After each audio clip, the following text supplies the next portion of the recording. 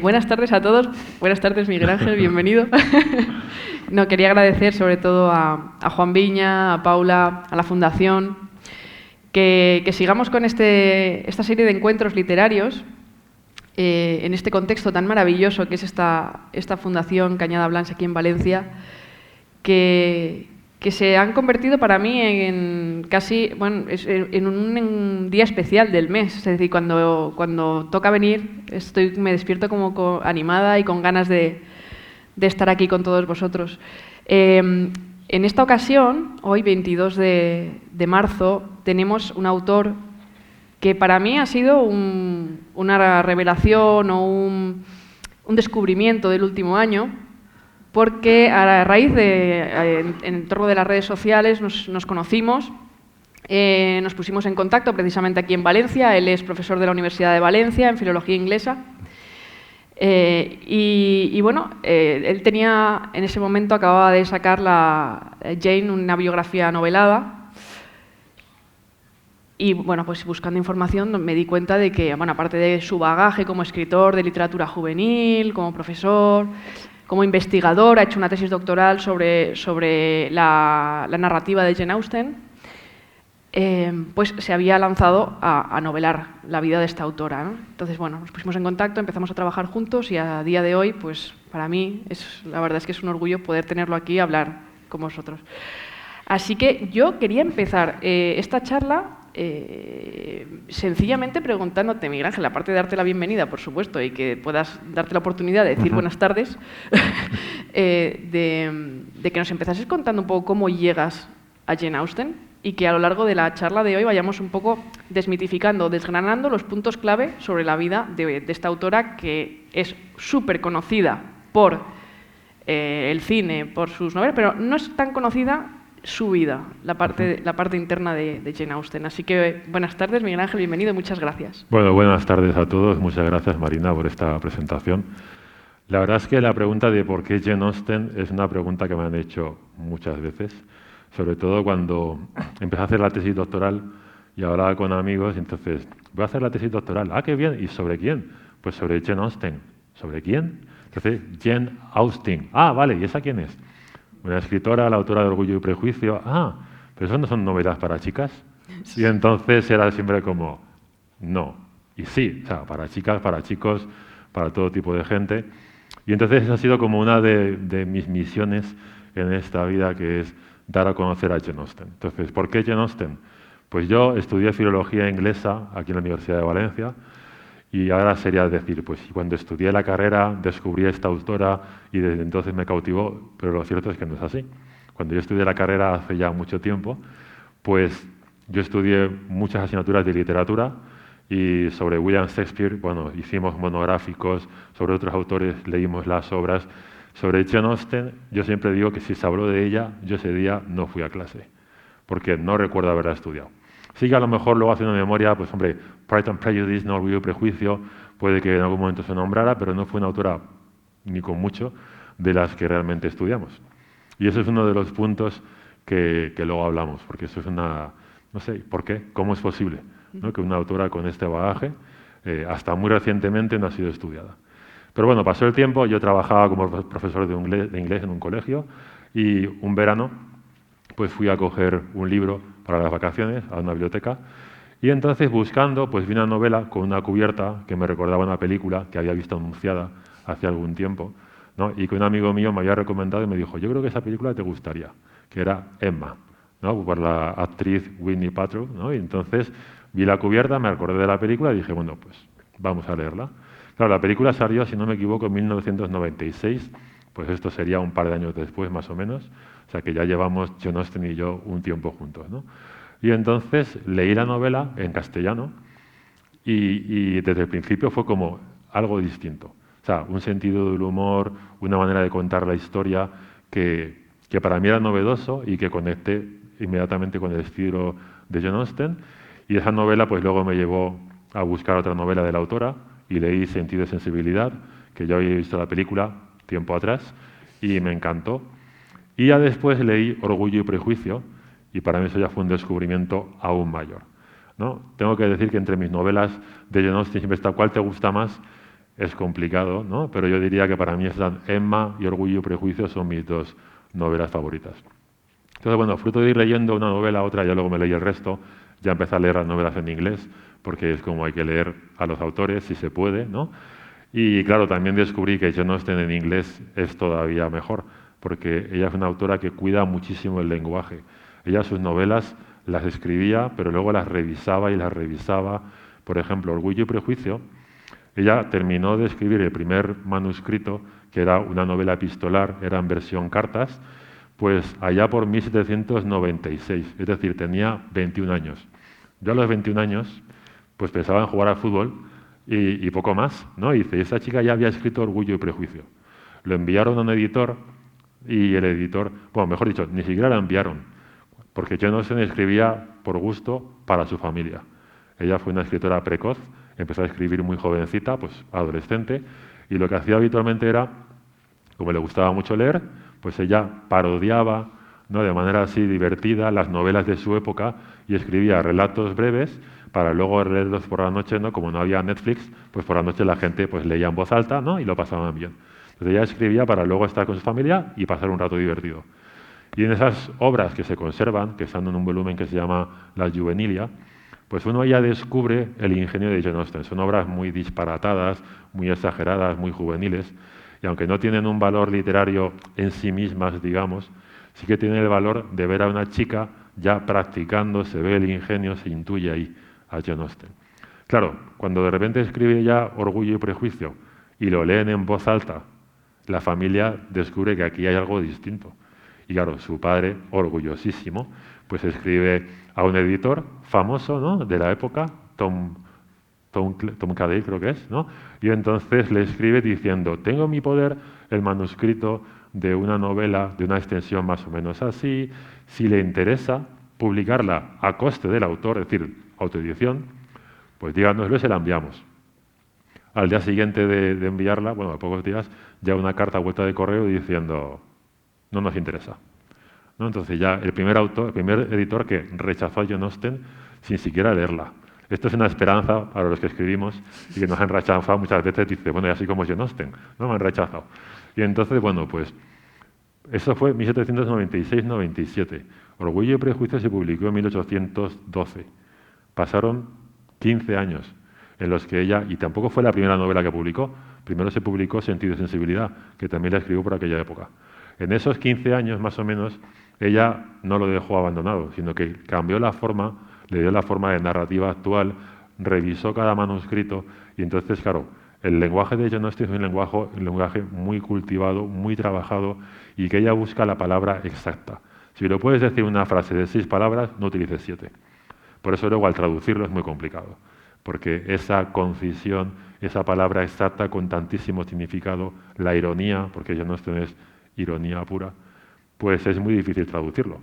Entonces, bueno, pues yo he leído varias traducciones de Jane Austen, en general están bien, pero bueno, pues es como escuchar una película en versión original o en el doblaje.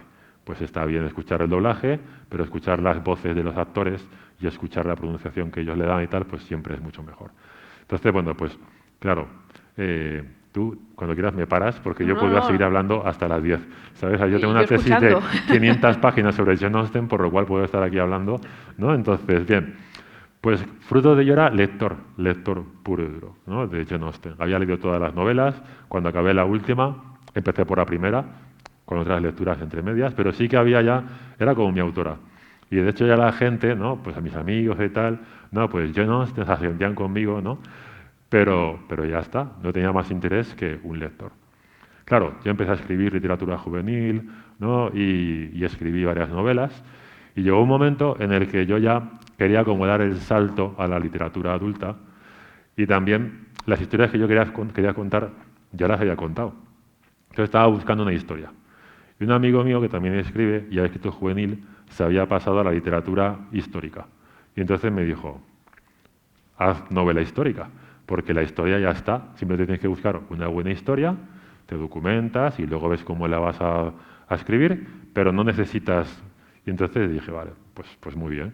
Pero claro, si voy a hacer eso tiene que ser sobre un tema que realmente me interese. Y entonces me vino a la cabeza Jane Austen, ¿no? Claro, investigué un poco a ver si existían novelas biográficas sobre Jane Austen, vi que no, por lo menos en castellano, y dije, bueno, pues este puede ser un tema interesante. También porque como yo ya era escritor, pues claro, los actores los vemos, los cantantes los vemos, pero a la gente que escribe no la vemos. Vemos sus obras, pero ellos quedan atrás. Y hay algunos que mejor que queden atrás, porque a lo mejor su vida tampoco es que sea pues un ejemplo de vida, ¿no? O muy interesante, pero hay otros que dices, es una pena. Y en el caso de Jane Austen es así, porque su vida da mucha más fuerza a las novelas. Y entonces, cuando investigué un poco la vida, dije, pues creo que este va a ser el tema que yo quiero tratar, ¿no? Claro, yo ya empezaba, aún desconocía el mundo, el submundo que existe sobre Jane Austen, ¿no? Pero yo ya pensé, Jane Austen es una actriz muy conocida, no, perdón, una escritora muy conocida, mucha gente la quiere. Claro, si yo ahora hago una novela sobre ella y no me queda bien, la gente me va a odiar, ¿no? O sea, ¿qué hace un hombre, para empezar, ¿no? Hablando de Jane Austen, ¿no? Y entonces es que va... Así que me entró un poco el miedo, es decir, o si me pongo a investigar, claro, murió con 41 años y su vida fue muy sencilla. Igual después de investigar me di cuenta de que aquí tampoco hay una novela o yo no soy capaz de contar su vida de un modo interesante. Entonces, claro, si yo hago esto, toda esta investigación y luego se queda en nada, pues un año de mi vida profesional perdido. Y entonces, como yo soy así muy práctico, dije, pues nada, hago la tesis doctoral sobre Jane Austen y así, pues por lo menos cuando acabe seré el doctor Miguel Ángel Jordán, que queda muy bien, ¿no? Y entonces ya tiempo invertido. Claro, investigué qué tengo que hacer porque yo era profesor de inglés. Y entonces dije, pues necesito hacer un máster. Bueno, pues hice el máster y hacer la tesis. Hice la tesis y ya luego escribí la novela. Claro, todo esto fue un proceso de 4 años entre máster, tesis, novela. 4 años dedicados a Jane Austen. O sea, yo me levantaba pensando en Jane Austen. Era esto un matrimonio, ¿no? Un poco curioso. Y ya, bueno, la verdad es que en ese tiempo releí las novelas y Orgullo y Prejuicio, ya no sé cuántas veces lo he leído, 10, 11, pero es que cada vez que lo leo me engancho. Hay algunos pasajes de Orgullo y Prejuicio que lo vuelvo a leer y me engancho. Y entonces para mí también fue como una prueba de decir, esta escritora realmente es maravillosa, porque cuanto más la lees, más te gusta, porque descubres que hay diversas capas. En la primera lectura pues ves una capa muy superficial, la historia que todos conocemos, la que se ve en las películas, pero luego descubres una capa en la que ves la ironía, ves un lenguaje muy refinado, ves también cómo ella va tratando temas, ¿no? Pues la situación de la mujer de su época, las diferencias sociales, la educación de los jóvenes, los valores, y entonces en cada lectura vas descubriendo pues eso, una nueva capa. Y por eso, pues yo, claro, dije, pues vale la pena investigar sobre ella.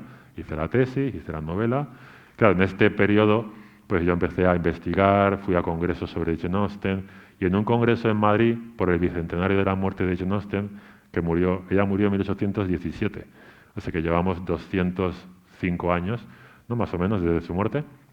Fui a Madrid, ahí es donde descubrí el submundo de Jane Austen, que yo no conocía cuando llegué allí. Pues para mí fue como cuando, no sé, pues el típico friki de Star Wars llega a una convención, todo el mundo con espadas láseres. Dije, es que este es mi sitio, por aquí puedo hablar con la gente de estos personajes que nadie de mi entorno los conoce.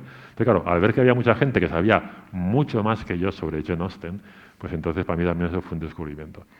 Y en este congreso, pues en uno de los descansos, pues conocí a una chica muy joven, que hablando con ella, pues me dijo, pues mira, yo es que estoy pensando fundar la Jane Austen Society en España, porque existen en muchos países y aquí no hay. Y dije, pues qué interesante. Oye, pues cuenta conmigo, si quieres que te ayude. Me dijo, pues fantástico.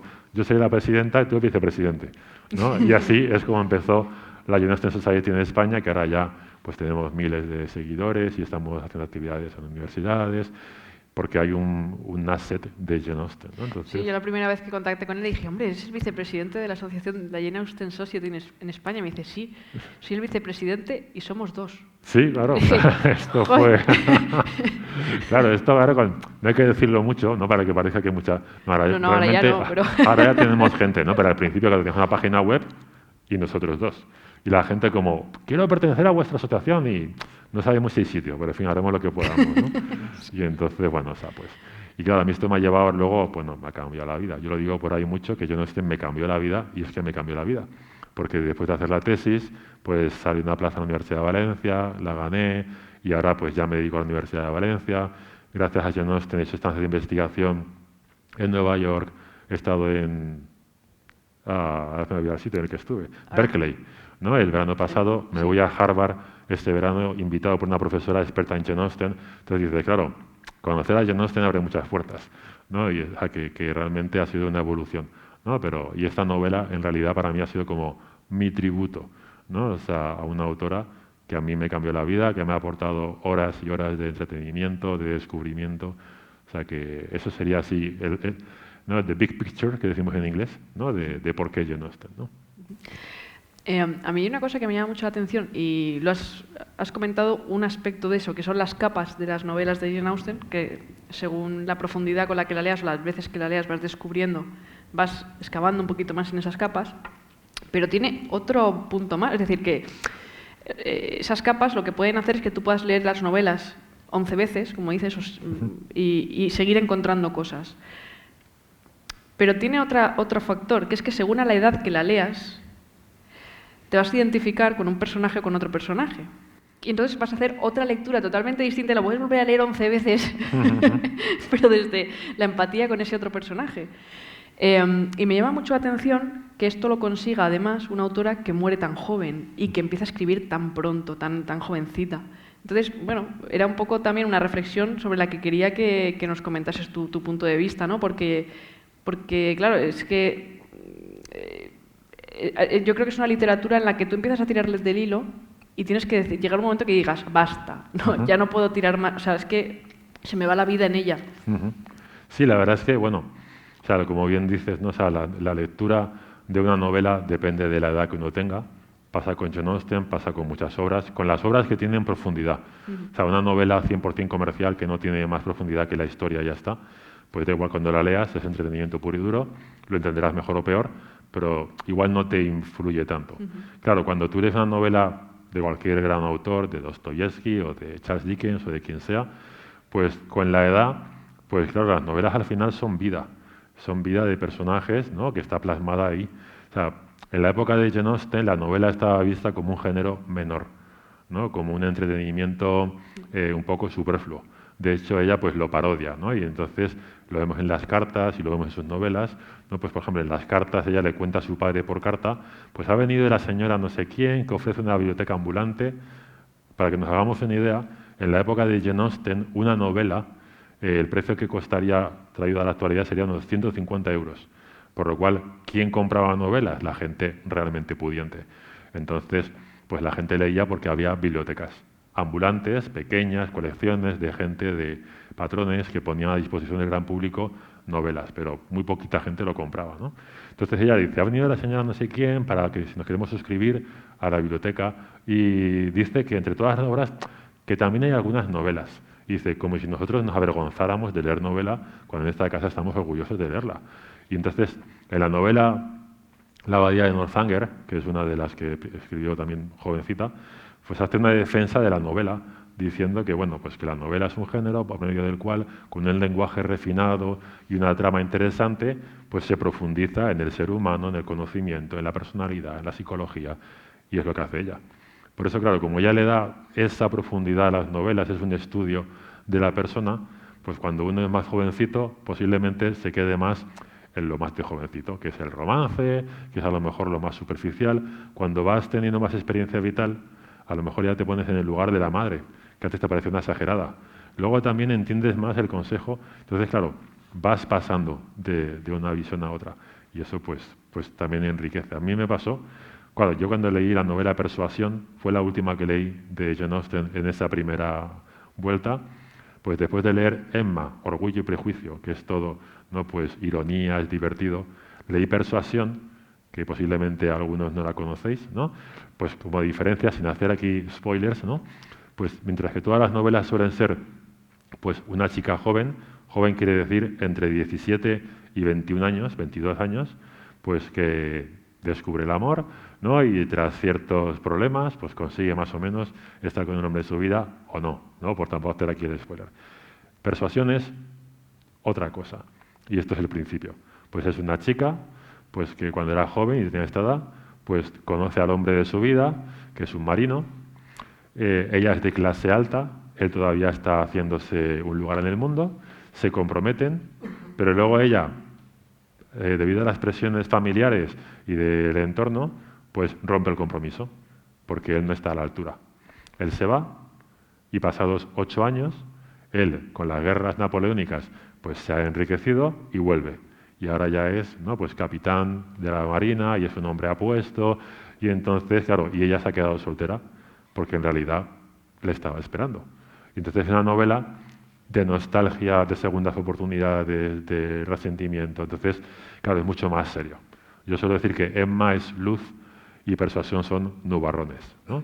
Claro, yo cuando la leí me quedé como, qué bien escrita, qué bonita, pero qué triste todo, ¿no? Y en este congreso, pues una ponencia fue sobre persuasión. Y la chica que dio la ponencia habló tan bien y lo explicó tan bien que yo dije, yo esta novela la he leído mal, ¿no? Y entonces me la volví a leer después y me encantó, ¿no? Y empecé a encontrar todo eso que yo no había descubierto en la primera lectura. Y por eso dices, claro, depende del momento, pero también depende del conocimiento que tengas de la sociedad que te está contando Jane Austen. Depende también de lo que tú vayas entendiendo de literatura. Porque ella fue... ¿Cómo es posible que una niña que no tiene estudios, porque hubo 2 intentos de que fuera a la escuela y por situaciones pues tampoco acabó de estudiar, y en aquella época pues las chicas estudiaban para ser unas futuras esposas, entonces aprendían pues francés, piano, conversación educada y poco más, ¿no? Entonces, claro, que con esa educación más en su familia, pues su padre le dio acceso a la biblioteca y dijo, lee todo lo que quieras. Y ella leyó todo, ¿no? O sea, filosofía, historia, teología, de todo. Claro, por eso luego cuando leemos sus novelas encuentras ahí una profundidad, un conocimiento. Pues, ¿cómo es posible que esa chica escriba las novelas que ha escrito que siguen vigentes después de 200 años? Pues porque era un genio. Igual que era un genio Mozart, o igual que era un genio pues tantos pintores que tienen un talento y además se dan las circunstancias de que el entorno le favorece y luego además el trabajo, la educación, pero se dan todos los ingredientes. Si la familia de Jane Austen hubiera sido más clásica y hubiera dicho, tú, deja de tener tonterías y a casarte, que si no, se acaba el dinero, pues hubiera acabado Jane Austen. Pero en su casa le favorecieron. Y ella tenía sobre todo hermanos, eran 8, 6 chicos, su hermana Cassandra y ella. Y ella tuvo la libertad de escribir, tuvo la libertad de publicar. Claro, en aquella época que una mujer trabajara de clase media, inviable. Si no tenía más remedio porque se había quedado sin recursos, pues podía ser maestra o institutriz, poco más. Y que escribiera una mujer, bueno, pues novela, si está casada, como divertimento, vale, pero que gane dinero de la novela, muy mal visto. Entonces, claro, pues ella es capaz de superar esas barreras. Aún así, su primera novela la publica con la firma de By a Lady, por una dama, y la segunda novela, que es Orgullo y Prejuicio, pues por la autora de Sentido y Sensibilidad, y así sucesivamente, ¿no? O sea, que la gente, cuando ella murió, no se sabía, ¿no? Mucha gente no sabe que era la autora de estas novelas. De hecho, está enterrada en la catedral de Winchester, y durante años pues ponía Jane Austen, hija de George Austen, tal, murió. Claro, la gente empezaba a conocerla y iban ahí a visitar la tumba de Jane Austen. Y una de las personas que trabajaba en la catedral decía, pues no sé quién es esa señora que vino mucha gente a verla. O sea, es que no era ni conocida. Y fue casi recientemente que ya se puso una inscripción, aquí está Jane Austen, escritora, no sé cuánto tal. O sea que el reconocimiento de Jane Austen tardó en llegar. También porque el canon literario pues estaba sobre todo dominado por autores, hombres, ¿no? Y cuando luego empezó a abrirse a mujeres, pues por una mala lectura, una falta de estudio de la obra de Jane Austen, se veía como novelas románticas, novelitas en las que la gente se dedica a tomar el té, ¿no? Y entonces, pues por eso a lo mejor se valoraba a otras autoras, ¿no? Y Jane Austen, hasta muy recientemente, pues no se la ha valorado, porque ha habido una falta de conocimiento. Traducciones al español desde el francés, se traducía de inglés a francés y de francés a español, por lo cual ya la versión que llegaba, pues obviamente no era. Se encasillaban donde no tocaba, faltaba estudio. Recientemente esto ha cambiado y ahora mismo hay muchísimos estudios ya sobre Jane Austen y más que saldrán, ya es reconocida como una autora, ¿no?, del canon, digamos, o sea que sí, una evolución, ¿no? Con todo lo que vas contando, voy organizando mi pensamiento para que no se nos escape. Pero has dicho lo de que, claro, por ir por orden de lo que tú has hablado, que según la etapa, es verdad que tú dices, oye, qué pesada era la madre, y luego, bueno, ahora entiendo la madre, luego no sé qué. No. Yo estoy en esa etapa en la que Mr. Collins es una putada. porque estoy en esa... No sé si os acordáis del personaje de Mr. Collins, era el es el primo de la familia. Sí, es el primo, pero que además es reverendo, ¿ves? Y quiere contraer matrimonio con ella, pero ella lo rechaza completamente. Y dice, yo, ¿para qué yo cargar con esto que no, a mí no me gusta? Y además, no sé si visualizáis al personaje de la película, que además es que es horroroso. Pero es que, pero es la voz de la conciencia de las mujeres de la época. Él le está diciendo lo que realmente a ella le conviene en ese momento y a su edad. Eso a día de hoy sigue vigente. La gente de mi edad, yo soy mayor que las protagonistas de las novelas de Jane Austen, pero todavía sigue persiguiéndonos un poco, en cierto modo, el debería casarme y tener una vida tradicional o prefiero priorizar mis inquietudes. Eso parece que está superado, pero no lo está. Y entonces ahí es un punto más de vigencia de las novelas de ella. Luego, has comentado en Persuasión que su amor se va a las guerras napoleónicas y ella lo está esperando, ¿no?, cuando vuelve. Que es el punto en el que siempre se decía eso, ¿no? Las novelas de Jane Austen son para mujeres, son novelitas para leer mientras tomas el té y tal, pero hay historia camuflada dentro de la realidad que viven esos personajes en su vida cotidiana. Es decir, la vida cotidiana de sus personajes está modulada por lo que ocurre externamente, aunque no se meta directamente ella a valorar o a desarrollar el conflicto. Por tanto, estamos ante una novela intimista o romántica o histórica. Ahí toca, digamos, que varios referentes. Entonces, lo último que has comentado, ¿ves? Ya se me ha ido. Sí. Es que se me ha olvidado el bolígrafo. Si no es que yo me pongo a hablar y muchas cosas, entonces tengo muchos temas. Y lo último que estabas comentando era... Sí, que no se la estudió hasta recientemente, ¿no? Ha estado fuera el tema de las traducciones y que se ha perdido profundidad, claro. El problema que veo ahí yo es que ya conociendo la profundidad de esas obras y habiendo todos los estudios que hay, cuando en las plataformas digitales ahora empiezan a nacer series que imitan esa época, no se van a la parte más profunda de esas novelas, se quedan con la parte más superficial, con lo cual seguimos diciendo, ostras, ¿cómo nos recuerdan esto a las películas o a las novelas? Sobre todo a las películas, porque yo estoy pensando ahora mismo en mi abuela, cuando me puso por primera vez Sentido y Sensibilidad en su casa. Ostras, están basándose en estas historias, ¿no?, tan que recordamos todos de nuestra infancia, de nuestra vida, no sé qué. Ah, sí, ¿era de Jane Austen? Ah, sí, tal. Sí, ahora han sacado los Middleton o no sé qué. Y dices, los Bridgerton. Sí. Sí, pero los Bridgerton es la primera capa, con lo cual siempre acabamos teniendo la misma idea, ¿no?, de las novelas de Jane Austen, porque los imitadores que salen se quedan en la parte más superficial. Sí. Sí, a ver, lo que decías de Mr. Collins, ¿no?, para situar, pues si alguno no ha leído la novela, pues la familia Bennet, que es la protagonista, ¿no?, de Orgullo y Prejuicio, también esto ayuda a comprender el contexto social, histórico, pues es un matrimonio que tiene 5 hijas, chicas, ¿no? Ellos son de clase media alta. En aquella época, como decía, trabajar estaba mal visto. O sea, uno vivía de rentas, ¿no? Entonces las familias de buen nombre pues tenían unas posesiones, unos campos, pues unos bosques, unas casas, y entonces de las rentas que producían esas casas, esas posesiones, pues vivía la familia, y entonces era su obligación pues mantener el patrimonio familiar, hacerlo crecer y pasarlo de generación en generación. Por eso la herencia iba íntegra al hijo mayor, ¿no?, para que no se dividiera todo en cada paso de generación.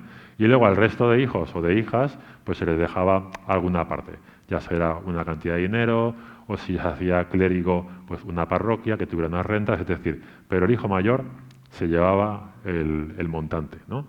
Claro, las chicas lo que se hacía era que se casaran bien, entonces se les daba una buena dote para hacer más atractivo el matrimonio y entonces se buscaba que se casaran con alguien también de la nobleza o de la aristocracia, y entonces un buen matrimonio les daba la garantía de mantener el estatus social, ¿no? Incluso aumentarlo, porque a veces una persona que hubiera hecho su nombre, su dinero del trabajo, del comercio, pues no estaba muy bien visto, aunque tuviera mucho más dinero que la gente noble. Y entonces la manera de entrar en esa sociedad era pues casándose con alguien de la aristocracia, por lo cual yo pongo el dinero, tú pones el nombre, un matrimonio, y la siguiente generación ya entra en las buenas familias. Claro, cada hija era una misión, casar a esta hija. Si tienes 5, ¿no? Pues entonces es un tema complicado, ¿no? Y además, si resulta que es que la herencia, o sea, la casa en la que vive esta familia, por herencia ya está comprometida que cuando muera el padre va al siguiente hombre, no a la mujer y a las hijas, al siguiente hombre. Por lo cual, en el momento que muera el padre, esta familia se queda sin casa y en la calle. Y cada una pues con 1000 libras, que con eso aguantan poco tiempo. Y entonces, claro, ahí se ve toda la angustia de la madre de casar a las hijas. Porque es que, bueno, es que si no las casa, en el momento que muera el marido, que en aquella época la esperanza de vida no era muy alta, pues nos quedamos en la calle. Claro, en estas, ¿no? Pues aparece Mr. Collins, ¿no? Que es el primo lejano que va a heredar la casa. Y entonces él va allí de buena voluntad con la idea de decir, pues me voy a casar con alguna de las 5. Y así de ese modo, pues la casa queda dentro de la familia. Es decir, él, sin tener ninguna obligación de hacerlo, porque él es un párroco, tiene la protección de una mujer de la aristocracia, por lo cual él podría casarse en su pueblo, hace un acto de buena voluntad, y claro, es un hombre muy pomposo, muy pesado, ¿no? Entonces llega allí y hay un momento en el que la mayor ya está, parece que medio comprometida con alguien, pues la segunda. Y entonces la segunda es la protagonista, Elizabeth Bennet. Y él empieza a acercarse, es un hombre así, pues muy pedante, y hay un momento en el que se declara, ¿no? Y entonces, claro, la otra no sabe dónde meterse, porque dice, yo con este hombre no me puedo casar en la vida, pero a la vez hay que mantener las formas. Y entonces le va diciendo que no, que verá, que tal, porque el otro insiste, ya sé que las chicas suelen decir que no para incrementar las ganas del marido, y entonces que no, no. Claro, esto que lo hace de modo muy paródico, ¿no? Y que es divertido y que en las películas queda muy gracioso, lo triste es que es real. Y es que ella está haciendo muy mal al rechazarlo, porque está siendo muy egoísta. Y además porque él le dice, mira, las razones por las que creo que este no, en realidad no va en serio, pues son varias. Primero, que yo estoy en muy buena posición y no tengo ningún motivo porque me tengas que decir que no. Porque lo de que sea guapo, nos llevemos bien, eso es moderno, ¿no? O sea, entonces, segundo, que es que posiblemente no tengas más ofertas. Dice, porque eres guapa, pero eso con el tiempo se pasa. Y no tienes dinero, así que no va a haber más ofertas, ¿no? Entonces, y luego porque por tu familia tienes que hacerlo. Claro, es que todo lo que le dice es cierto, ¿no? Y realmente ella tendría que casarse con él según la época. Lo que pasa es que es una protagonista pues muy moderna y Jane Austen, ¿no? Pues nos muestra ahí el lado y entonces le dice que no. Y el padre le apoya que no, ¿no? Y entonces, pues cuando ya aumenta que la madre, cuando se entera de eso, va a hablar con el padre y dice, Mr. Bennet, habla con tu hija, porque ha rechazado al señor Collins. Entonces él dice, hija mía, vas a tener ahora un problema. Dice, porque de ahora adelante vas a ser una extraña para uno de tus padres. Si aceptas, para mí, y si dices que no, para tu madre. Es decir, o sea, ni de broma se te ocurra aceptar a este hombre, ¿no? Y entonces, claro, eso es muy moderno para la época. Y de hecho este hombre queda libre y la amiga favorita de la protagonista, en cuanto ve que está libre, va por él y se casa con él, porque era un buen partido. Pero claro, en esta situación así irónica, ¿no? Paródica, Jane Austen muestra la sociedad de su época y dice, es que esto es así.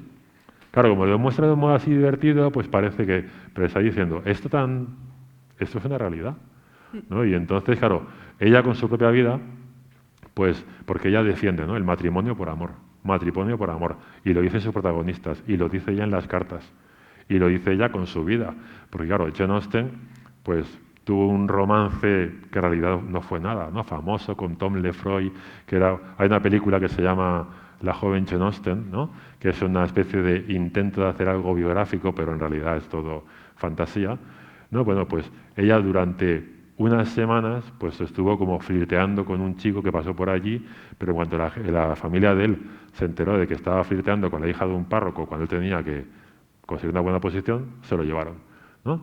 Y entonces eso quedó en nada. Pero ya pasó el tiempo, tuvo alguna posibilidad, tal, y ya cuando tenía la gran edad de 27 años, que ya en aquella época era como ya se te ha pasado el arroz, ¿no? O sea, allí o te casabas con 20, 21, 22, ¿no? Entonces, claro, ahora mismo aquí la juventud se ha alargado, pero en aquella época, ¿no? También para la esperanza de vida, cuando ya tenía 27 años y había muerto su padre, bueno, no había muerto, pero bueno, estaba jubilado, vivían con justitos. De repente un día va a visitar unas amigas suyas, de muy buena familia, y el hijo, el heredero, que era pues un millonario de esta época, pues por la noche se le declara, ¿no? Y le ofrece matrimonio. Y ella, pues le dice que sí. Y entonces, claro, pues gran alegría, gran sorpresa, y esa noche empezó a dar vueltas y dice, ¿yo qué he hecho? ¿No? O sea, casarme con este chico, que a ver, que es el hermano de mis amigas, que es un buen chico, que es más joven que yo, que es millonario, ¿no? Dice, pero es que no le amo. Y a la mañana siguiente fue y le dijo que no, ¿no? Y rompió el compromiso y se fueron a su casa. Y al final murió soltera. Había tenido posibilidades. ¿Por qué? Porque ella defendía matrimonio por amor.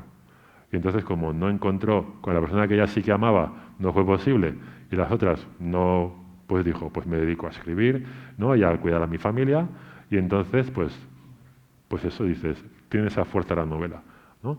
Y esto ocurre con muchas cosas de sus novelas, ¿no? Y entonces, bueno, pues claro, esto es lo que se pierde en las adaptaciones cinematográficas, que se quedan en lo vistoso, es normal, porque el cine al final pues tiene que coger algunos elementos y luego es comercial, porque tiene que vender. Y entonces en las películas muchas veces destacan el lado romántico de las novelas, que está muy bien, ¿no? Pero por eso hay mucha gente que tiene como ese prejuicio de que las novelas de Jane Austen son novelas románticas, que no es malo, yo he escrito novela romántica, pero es que no son novelas románticas, son novelas con romances, son novelas de personajes, son estudios de la persona. Y por eso cada personaje que aparece ahí, en algún momento conoce su historia, que justifica que sea como es. Incluso el que parece tan paródico como la señora Bennet, la madre de las 5 hijas, que está siempre súper histérica, es que es para estar histérica. En el momento que muera el padre se quedan en la calle. Entonces, claro, todas esas capas, toda esa profundidad, toda esa psicología se pierde en las películas. Entonces, ¿yo recomiendo ver las películas? Por supuesto, a mí me encantan las películas. Y cada vez que sale una nueva la veo. Pero siempre, ¿no?, como una lectura más de la novela. Por eso también hay que ir, a la gente que no gusta Jane Austen, hay que respirar hondo y decir, ya sé que no voy a encontrar la novela, es imposible.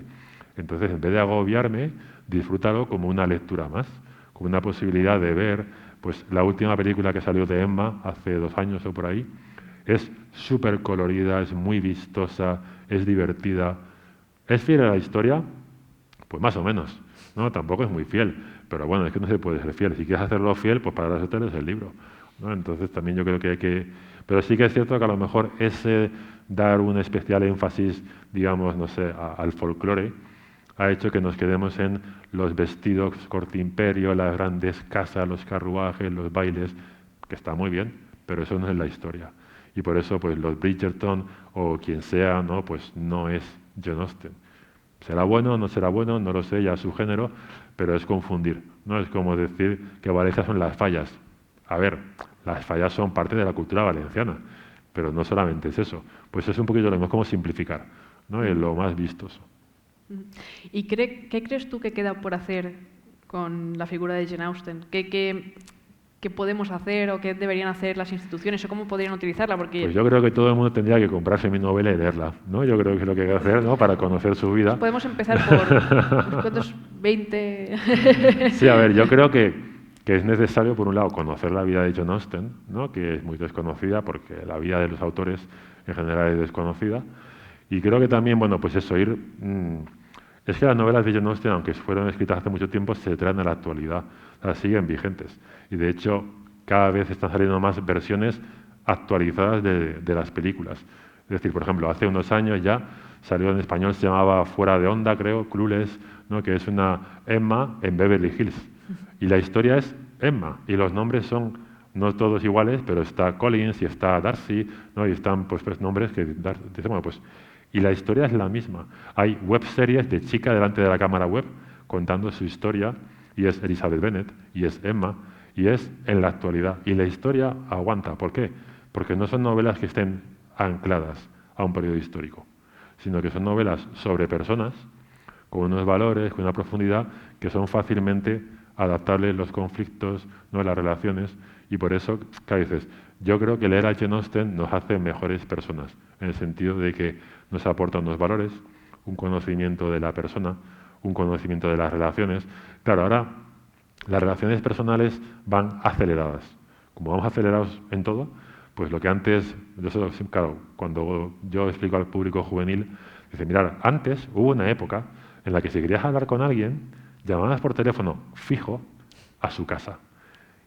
Y si no estaba, pues igual te tocaba esperar 2 días hasta que hablaras con él, porque no está, no se puede poner, tal. Ahora envías un WhatsApp, doble tic azul, no te conteste, te cabreas. Tío, ¿ya lo has visto, no? Y le llamas, oye, que ya has visto el mensaje, contéstame. Claro, la paciencia que había antes la hemos perdido. La paciencia que antes había para unas descripciones largas, contar la historia poco a poco, ahora no. O sea, más de 200 páginas, o sea, entre Instagram y tal, nadie va a leer. Entonces tienes que ir, pues también nos ocurren las relaciones personales. Nos acabamos de conocer y ya relaciones como si estuviéramos aquí súper, dice, poco a poco, ¿no? Hay que ir conociéndose, conocer a la persona, enamorarse de la persona antes que enamorarse de todo lo demás. Es decir, es un proceso.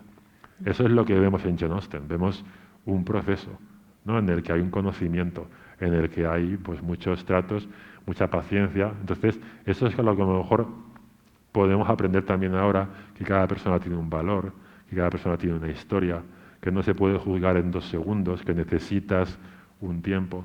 Y eso yo creo que también muchos autores lo aportan, pero Jane Austen nos enseña a disfrutar del momento, a disfrutar de las cosas pequeñas de cada día, ¿no? Que por eso hay gente que la puede encontrar un poco sosa, digamos, porque no ocurre nada.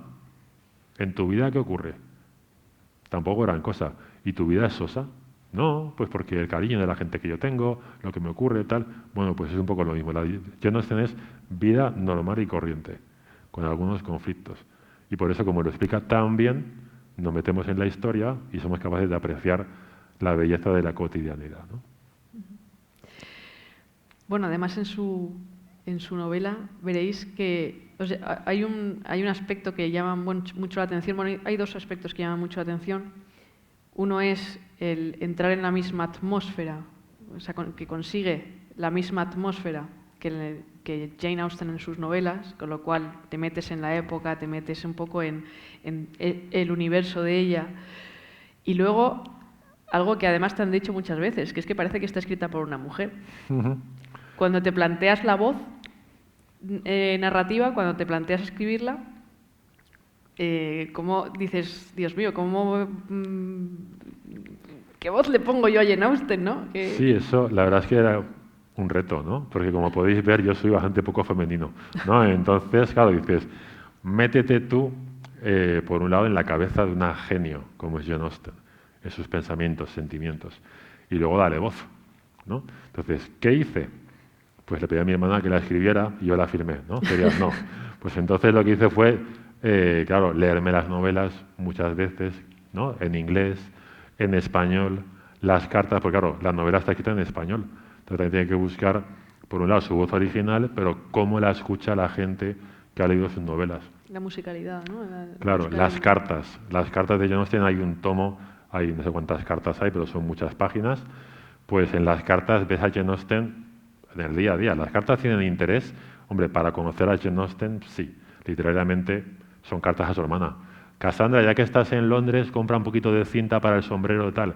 Pues eso son las cartas, ¿no? Y alguna cosa así. Pero claro, le pillas el tono, ¿no?, de cómo habla, la traducción de las cartas. Entonces, al final era intentar pillarle el tono. Y por eso al final cogí las cartas un poco como son el guión, ¿no? Como la línea que sigue la novela. Entonces pongo un trozo de una carta y yo te relleno el hueco hasta que llega la siguiente carta. Entonces la oyes hablar y entonces luego sigue la narración intentando mantener el tono de la carta. También he introducido un diario que no existe, eso sí que me lo he inventado yo, pero con la idea de dar voz a sus sentimientos, ¿no? Ella maneja muy bien los diálogos y nosotros conocemos a los personajes por medio de los diálogos, pues yo he intentado hacer lo mismo. Al final, las novelas de Jane Austen son el personaje y por eso muchas, el título original era Pues Elinor y Marianne, que luego fue Sentido de Sensibilidad. Emma, ¿no? Los Watson, que luego no se publicó porque era ese el nombre, porque esa era la historia. Pues yo he intentado que en mi novela el personaje es la historia, ¿no? Y por eso pues no hay grandes historias, ¿no? Es ella. Entonces la vas conociendo poco a poco, conoces su entorno, la oyes hablar, la ves pensar, ¿no? Y luego procura meter mucho la voz original por medio de citas de las cartas, citas de las novelas. Por eso cuando uno lo lee en inglés, está traducida al inglés, sí que hay ahí citas textuales, ¿no? Aquí pues no, pues son citas traducidas. Pero bueno, sí que o sea, yo creo que la novela, esto ya es autopromoción, obviamente, ¿no?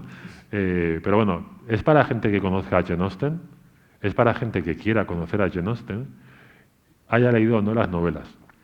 Si ya las has leído, comprenderás muchas cosas, ¿no? De las novelas, que ya entiendo por qué. Y si no las has leído, es una introducción, porque no te hace spoiler, no te voy contando cómo acaba la novela. Entonces puede ser como un contexto para cuando luego uno lee la novela, pues entender.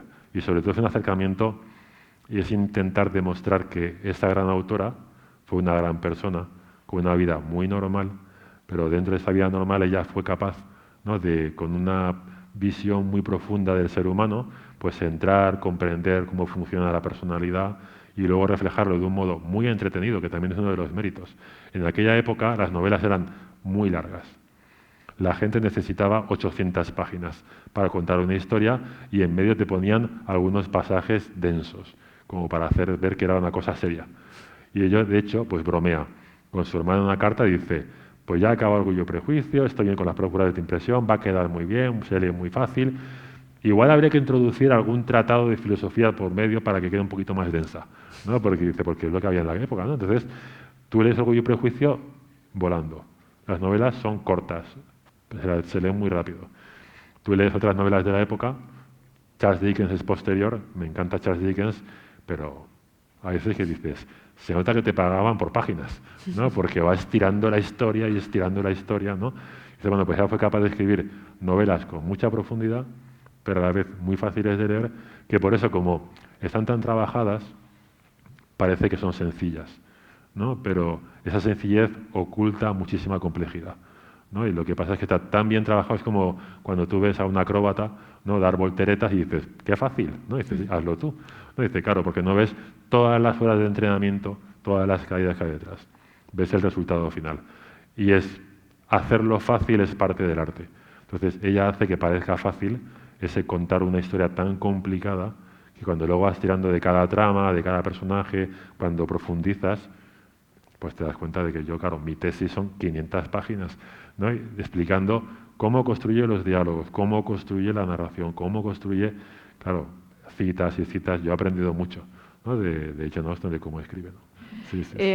Bueno, pues lo dejamos aquí para que te dé tiempo a firmar libros. Si alguien quiere comprar la novela, la tenéis ahí.